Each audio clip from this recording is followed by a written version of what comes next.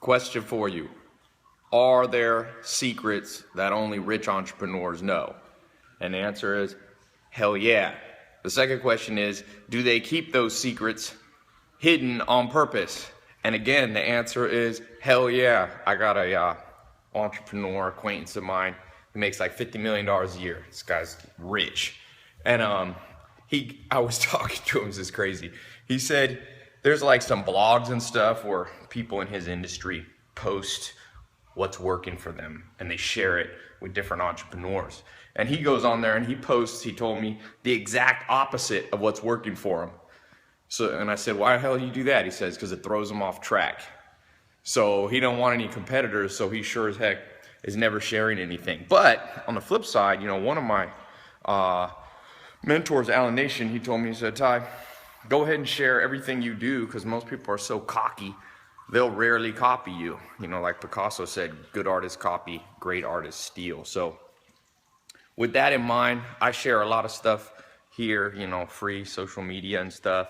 But I'm gonna give you a few insider tips that only the richest of the rich entrepreneurs really understand. You might have heard some of them before, but in terms of actually doing them, it's very rare to find anybody except guys that I know that are doing 8 figures or beyond. So number one, at the end of the day, marketing trumps all. Steve Jobs and Apple ended up beating Microsoft in terms of largest market cap company, biggest company in the world now. How'd they do it? Steve Jobs was a better marketer. Just look at the Apple stores. You ever been in there's a Microsoft store at Century City here in Beverly Hills or next to Beverly Hills, and it's a ugly ass store. Nobody's ever in it. You go over to the Apple store and it's just a work of art. Everything's beautiful. It's perfectly packaged. And at the end of the day, marketing is packaging, So there used to be that old Ralph Waldo Emerson saying where if you can make a better chair or, cook better, there'll be a long, hard, well-beaten path to your door, even if it's in the middle of the woods. Meaning, if you've got something good, even if you don't market it, somebody will find you. Well, that might have been true in the late 1800s when he wrote that quote, but it's definitely not true now. In the world we live in, there's literally billions of websites and web pages, even more probably. So how the heck are people gonna find you if you're not extremely skilled at marketing? And when I say extremely skilled, I'm talking about the ability to have people that you don't know globally talking about you. That's how you know you've hit the pinnacle of marketing. And you see this whether it's in politics. You guys saw I got to interview Hillary Clinton. I'm not really a Hillary Clinton supporter, but I talked to her on books. Whether you love her or hate her, her name is on lips around the world. Everybody is the same, is in kind of the same boat here who's on the top. They're staying in front of people. So you got to ask yourself, as an entrepreneur, are you staying in front of your potential clientele at a continual basis? Not just a little marketing campaign here and there, but are they talking about you? Because if the answer is no, then you don't know what elite entrepreneurs know. Little garden I planted here. Oh, by the way, check out this new shirt. I got this t-shirt brand. It says, the thing about smart people is they sound crazy to dumb people. I think that's an old Einstein quote. So the number 2 thing is that you got to have a team, and the team has to be a minimal, let me get out of the sun here, minimum viable size. I think if you don't have at least 10 people in your company, you're vastly outperforming or underperforming. And so there's this myth about the solo entrepreneur and, oh, this one man or one woman just does it all. Bullshit. That's not how it goes down. Even the great Bill Gates made $70 billion understanding. He said, I've never done anything alone. He had Paul Allen at first, then he had Steve Ballmer. So you need 10 people minimum. And you don't have to have them all at once. That might sound like a lot, but you got to be building towards that goal, or you won't take advantage of what Henry Ford understood, which is the skill that comes from specialization. That's what Henry Ford from Ford Motors figured out, in the early 1900s. There was a tremendous power in specialization of skill sets. So how are you going to be the product person, the marketing person, the finance person, the technology person, the inventory person? Like, that's not viable. And so most entrepreneurs go into this game and they don't understand what these top entrepreneurs know is put together a team. You got to do it. And if you have no people skills, you better put someone next to you who has the people skill. Number 3, and there's about, by the way, there's like 10 of these things that I've written down. So I'm going to be doing a free talk. If any of you want to hear the full in-depth, I'm going to give here 5 or 10 minutes of them to not overwhelm you. But if you, those of you really interested, click, there should be a button here. It'll take you to my website. I've been doing these free talks. The last one had 25,000 people on it in up to 70 countries now. So no matter where you live, you can join in. There's no credit card, there's no fee. It's just these free talks. I like, you know, I learn a lot from the interaction. It's live. You can ask questions, you can comment, you can share your experience. So click the link here. It'll take you to my website. It'll show you the times in your local time zone. Okay, so you'll know when it is. And then, like I said, there's no credit card or anything. There's no gimmicks to it. You can come in and we'll be going in depth. But let me give you the third one here. I'll get out of the sun here. By the way, somebody just sent me, there's a Grand Theft Auto character made after me and Rick Ross, they said. It's on my Instagram. It's pretty funny. People love cars.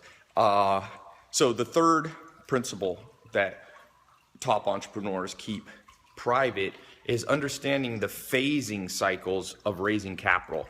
You know, there's shows like Shark Tank and stuff like that. You guys saw, Mark Cuban was here at the house the other day, and I was talking to him. I was talking about this. Most people raise capital at the very beginning of their business. They're like, oh, I got this idea, I gotta raise capital right now. But that's not really how the game goes, because what happens is if you raise too much capital too early, you tend to get lazy. And so what's much better is to create a business that has momentum, that's starting to rock and roll. A lot of people want to know if these are really my cars. They're always like, show us the garage. We live in a cynical world. Let me cover up my license plates. Get crazy people trying to find out where I live. So this third principle, when it comes to finance, you're gonna need capital, okay? You'll need some level of, oh, I guess I showed my license plate. Oh, shit. Oof, just stepped on some gravel. So if you don't understand capital correctly, what ends up happening is you raise capital in a phase when you'll waste it. It's very easy to waste capital. I had Neil Patel in my accelerator program. I interviewed him and he said, man, his first business, he raised $1 million and he spent a year of his life trying to build. And you know what happened?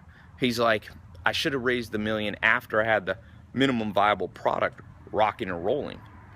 And he didn't. He raised the $1 million.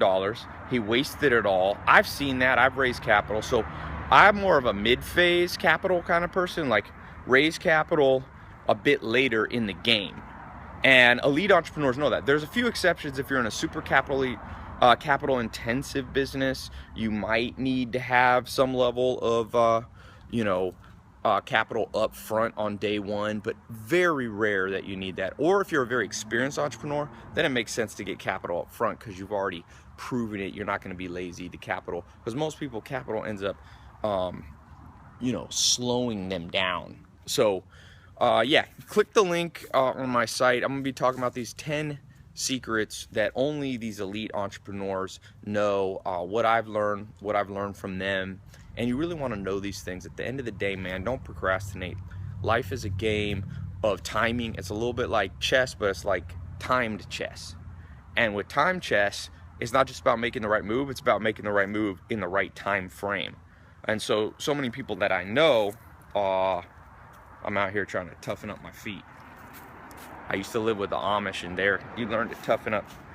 They don't wear shoes in the summer on the farm, so I've got my feet have gotten all tender, so I don't like to be too weak-willed, so that's why I'm walking around out here with no shoes. But yeah, like I said, don't procrastinate, man. That's the killer of hopes and dreams. It's the killer of any motivation you might have intrinsically kind of waiting there. So gather knowledge, If this helps you, I hope it will. Listen to this again, but click the link. I'm gonna be going in depth on these live talks. They're pretty cool. They've grown. The first one I did had like 1,000 people. Now we're getting like 25,000 people on them. So it's kind of cool to watch, and a lot of people being helped, and more importantly, a lot of people seeing the potential that's out there. Because so many people, the reason they're not motivated, I read an interesting article on slavery. It's actually a book on slavery and what happens around the world whenever there's been slaves. It's not only because people go, why don't the slaves revolt? I was reading a book about the Incas in South America who were enslaved by the conquistadors. And, the question is, there's so many of them and so few of these Spanish conquistadors. And the reason that they do is because the reason that they acquiesce and they stay slaves is that the motivation gets sucked out of them because they don't see that maybe there's hope at the other end. There's gold at the other end of the rainbow. And so by coming on these talks, I think you'll also see that, man, it's a good world to live in right now. Like, there's 23-year-olds becoming billionaires. I just read about this woman who's 31, or I think 31, youngest female billionaire. Like, all these things you've heard about how bad the world is, that was from a long time ago. The world's not perfect. There's still a lot of pain and suffering, unfortunately. But I read an Arabian proverb this morning. It says, where there's health, there's hope. And when you have hope, you have everything, And so if you're healthy, or even not perfectly healthy, but if you have some measure of hope, let it come out, but take action. So click the link. And I'll see you on this live talk. And one other thing, leave a comment. What's something you've learned, maybe as an entrepreneur or watching other entrepreneurs, that few people know? I shared 3 things with you. I'm gonna share 10 more, but I'd love to hear some from you. I learned a lot from these. So click the link, and talk to you soon.